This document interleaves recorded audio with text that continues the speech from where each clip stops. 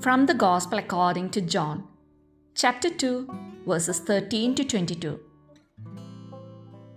Since the Passover of the Jews was near, Jesus went up to Jerusalem.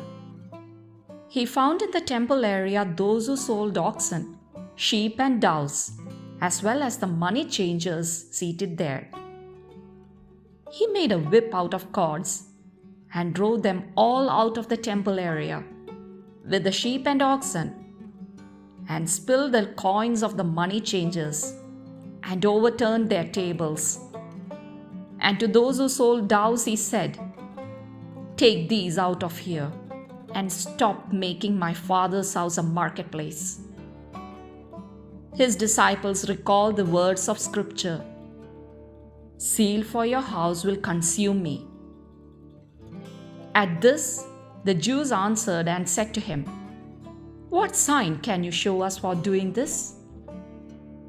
Jesus answered and said to them, "Destroy this temple, and in 3 days I will raise it up."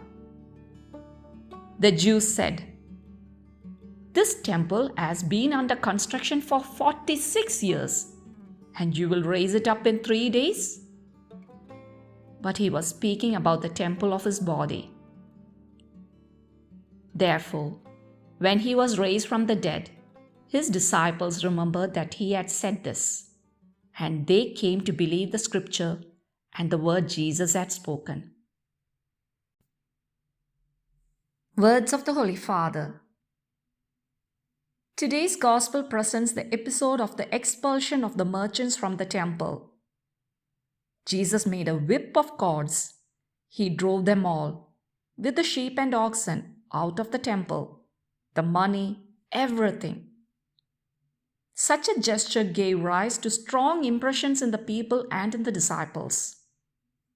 It clearly appeared as a prophetic gesture, so much so that some of those present asked Jesus, "What sign have you to show us for doing this?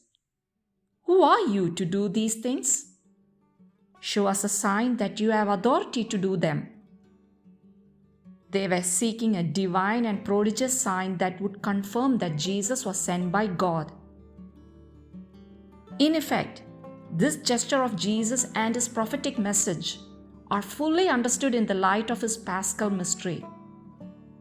We have here, according to the evangelist John, the first proclamation of the death and resurrection of Christ.